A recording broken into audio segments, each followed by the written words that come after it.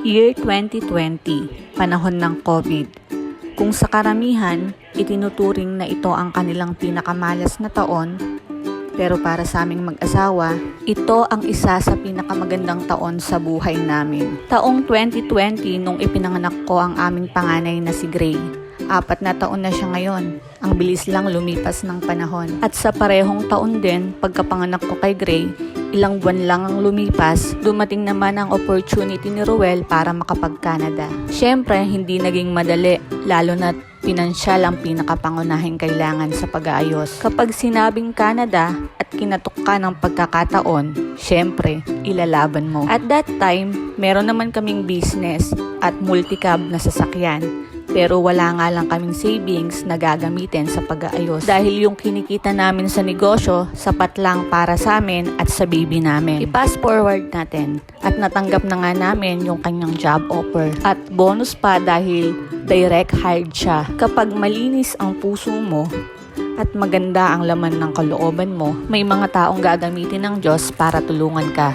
Yung wala sa plano mo, yung akala mong hindi mo kaya, magugulat ka na lang, dalampasan mo na pala. Akala nga namin pinaasa lang kami ng Canada dahil sa unang subok niya, na-refuse ang papel niya. Siyempre, pareho kaming nalungkot. Kumbaga sa pera, naging bato pa. Nanghina man yung loob namin, pero hindi pa rin kami tumigil na i-push ang Canada. Sabi nga, kung talagang para sa'yo, para sa'yo. At sa pangalawang pagkakataon, na-approve na nga ang papel niya. Matapos ang isang taong mahigit na pag-aayos, January 2022, sa tulong ng mga taong nagtiwala na kami ay pautangin, nakaalis na din siya ng bansa. At naging LDR na nga kami. LDR, ito ang pinaka-greatest test of love.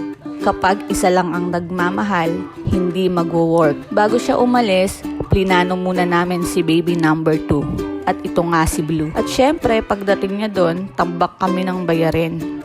Kaya yung isang buong taon niya sa Canada, bayad utang lang. At nung medyo nakakausad na, taong 2023, sinimulan niya naman yung pag-aayos ng papel niya para maging permanent resident o PR. Sobrang laking pera naman ang kinailangan dahil 4 kami. Mabuti na lang at masipag ang asawa ko sa pagtatrabaho. Kaya eto, nagbunga na ang kanyang sakripisyo at pagod. Sa loob ng mahigit 1 taong pag-aayos ng mga papel namin, approve na ang visa naming mag-iina. Anytime, pag nakausad uli sa lahat ng naging gastos, makukumpleto at magkakasama-sama na kaming pamilya. At naniniwala kami na ang lahat ng ito ay nangyayari sa tamang panahon at kalooban ng Panginoon. Salamat sa Diyos.